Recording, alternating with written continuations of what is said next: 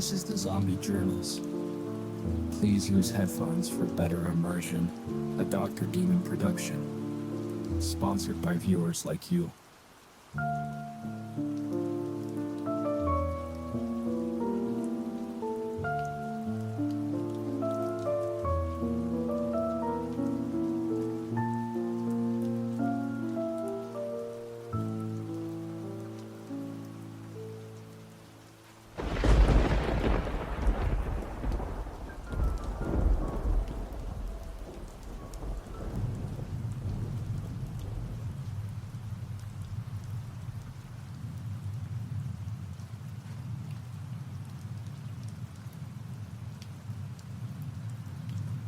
Adam, Day 1, Part 2.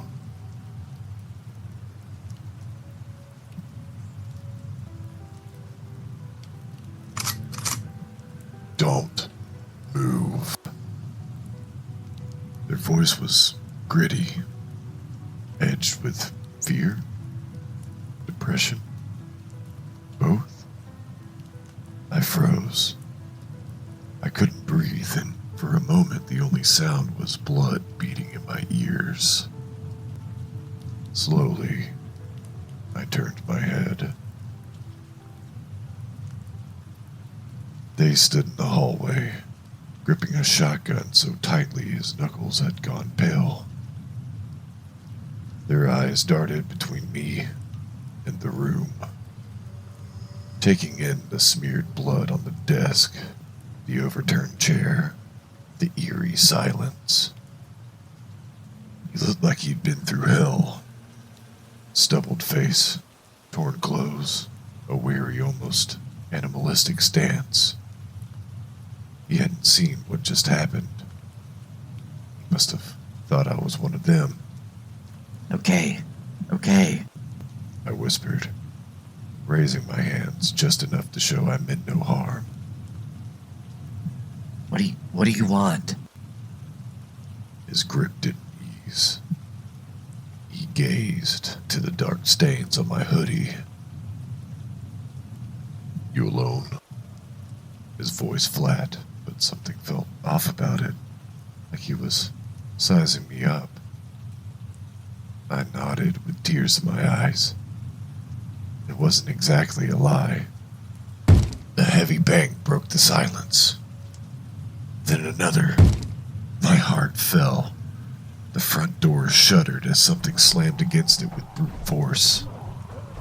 Shuffling forward, bodies pressing and groaning, nails dragging against the wood.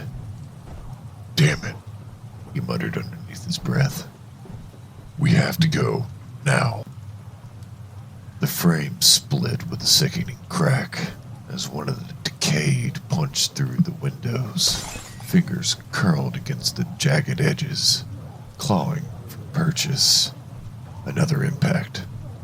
More hands. More snarls. My pulse kicked into overdrive. No one was ready for this. Not the doomsday preppers stockpiling canned goods and bullets. Not the so-called survivalists who spend the weekends playing soldier in the woods. And certainly not the idiots who used to joke about how they'd thrive in the apocalypse. It has nothing to do with movies or video games. Nothing prepared you for the way that these things move. They didn't shuffle aimlessly. They hunted. The man snapped me out of my daydreaming. Come on, kid. He grabbed my arm and yanked me towards the back door. Move. I barely had time to snatch my bat before stumbling after him. The sound of one of them crawling through the window. The sound of splintering wood followed through the air like a chorus of frenzied Indian screeches. We ran for our lives. Me and this ragged stranger who was just thinking twice about shooting me moments before. We just ran. And ran. hours, deep in the woods. My legs are burning, and we're losing daylight. But we're gonna keep running, for our lives have changed forever.